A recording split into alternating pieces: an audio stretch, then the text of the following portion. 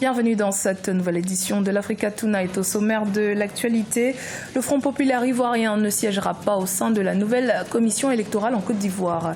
Le parti de l'opposition qui a annoncé sa décision ce lundi 26 août remet en cause la crédibilité de l'organe électoral, crédibilité qui est jugée cruciale en vue de la présidentielle de 2020. 7 mois après l'investiture du président Félix Tshisekedi, la République démocratique du Congo dispose enfin de son gouvernement. Présenté ce lundi 26 août, l'équipe gouvernementale est constituée de 66 membres. Si les membres du FCC de l'ancien président Joseph Kabila se disent satisfaits, l'opposition déplore le caractère pléthorique de ce gouvernement. Et puis les déplacements massifs qui ont débuté il y a quelques jours dans les régions anglophones du Cameroun en proie à la crise sécessionniste se poursuivent. En cause, l'appel aux villes mortes lancé par les partisans du leader séparatiste Julius Ayuk-Tabé suite à sa condamnation à la prison à vie. Un appel qui remet de fait en question la rentrée scolaire dans ces régions. En Côte d'Ivoire, le Front populaire ivoirien, parti d'opposition, a annoncé lundi 26 août son refus de siéger au sein de la nouvelle commission électorale. Selon les responsables du FPI, l'organe en charge de l'organisation de l'élection présidentielle de 2020 n'offre pas de garantie d'impartialité. Les précisions de Marcel Farba-Maroun.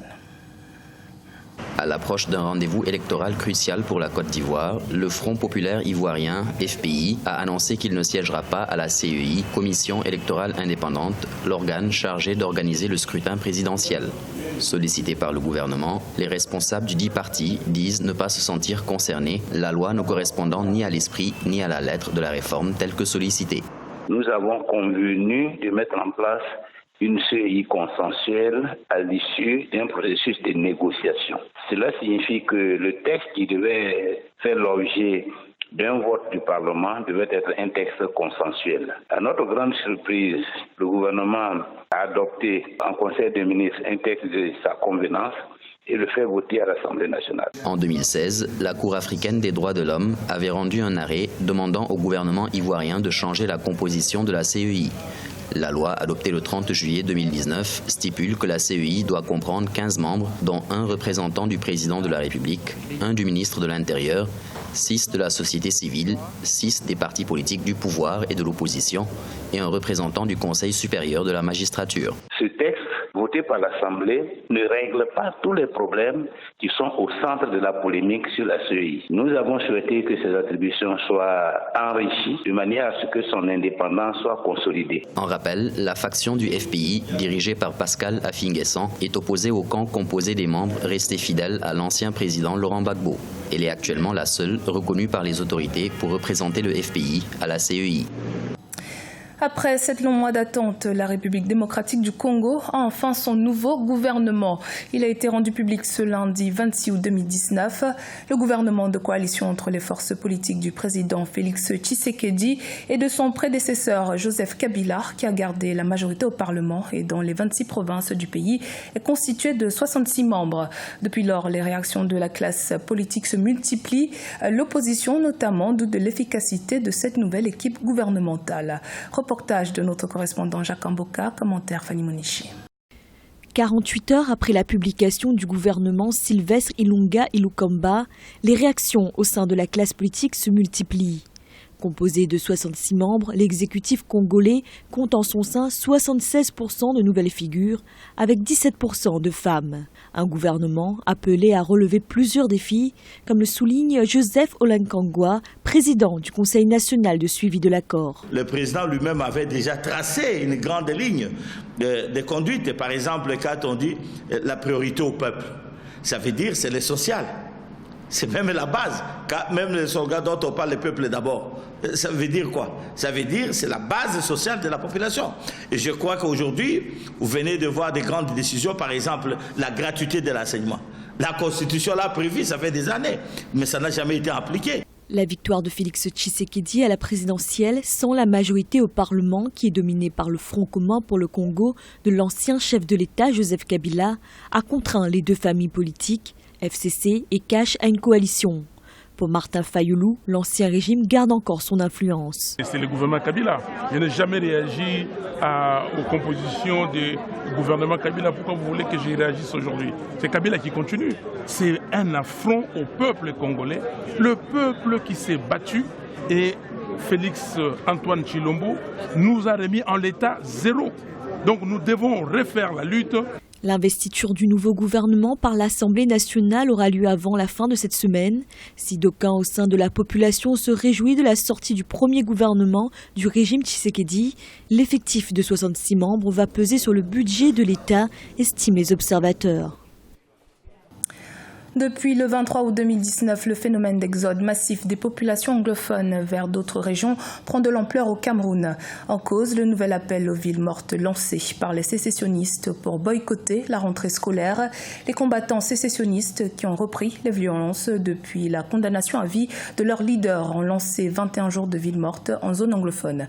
Les précisions dans ce sujet de notre correspondante Viviane Baoken.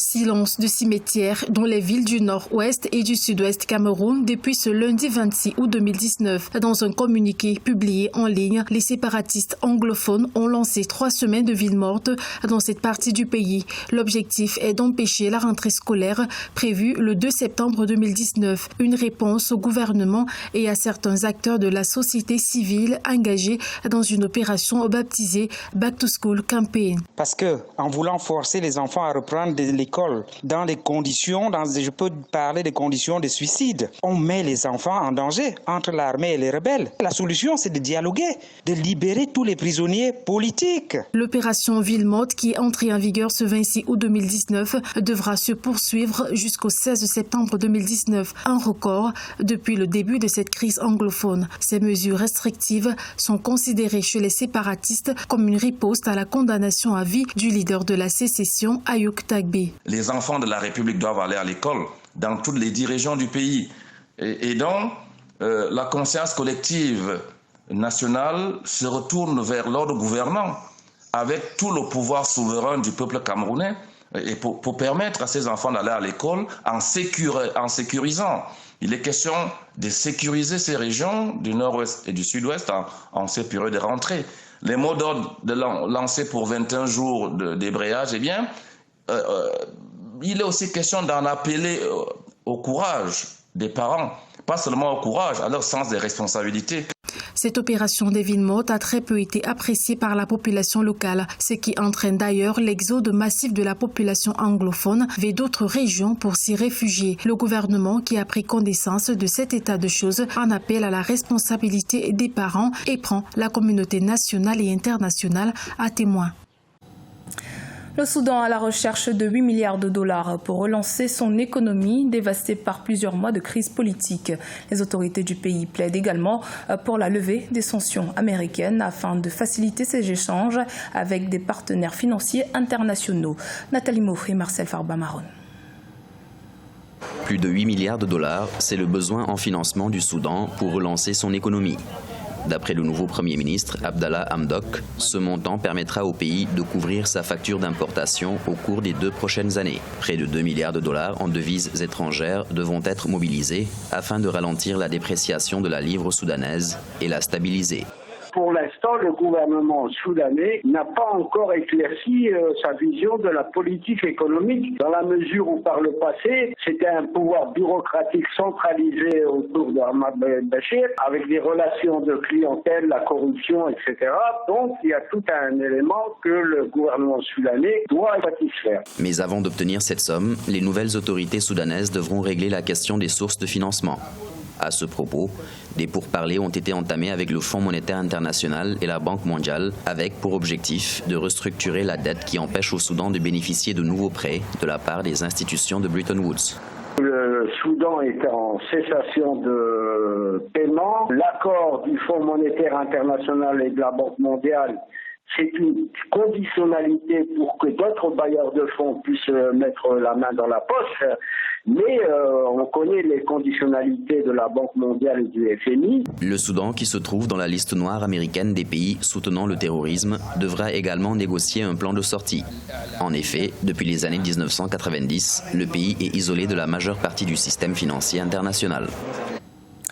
Les aéroports du Maroc ont enregistré en juillet 2019 un volume de trafic commercial de plus de 2 millions de passagers, soit une hausse de 14,24% par rapport à la même période en 2018.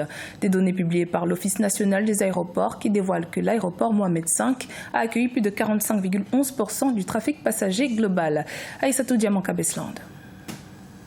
Au Maroc, on note une bonne solidité du transport aérien. Un volume de trafic commercial de 2394,773 passagers a été enregistré en juillet 2019, soit une hausse de 14,24% par rapport à la même période de l'année 2018, selon un communiqué de l'Office national des aéroports. L'aéroport Mohamed V de Casablanca a accueilli plus de 45,11% du trafic passager global, soit 1 80 399 passagers en juillet 2019, en évolution de 9,72% par rapport à la même période de l'année précédente. Toujours selon le communiqué, la majorité des aéroports du Royaume ont enregistré des évolutions importantes en termes de chiffres. L'aéroport de Marrakech-Ménara, par exemple, a progressé de 30,58%. Celui de Fès-SS enregistre une hausse de 11,53%. Tanger, 20,51%. Rabat-Salé, 13,08%. Et enfin, ceux d'Ouarzazate et d'Erachidia ont affiché une hausse en puissance de 85,66% et de 65,10%. Les compagnies aériennes, effectivement, ont su adapter leur prix par rapport au marché. Compétitivité des compagnies aériennes, réchange des pièces détachées, le prix également du kérosène qui est devenu acceptable, abordable. Tous ces facteurs cumulés, effectivement, ont pu permettre de la hausse du volume du trafic aérien. En réalité, le développement des infrastructures aéroportuaires représente un élément essentiel pour la croissance économique du Maroc.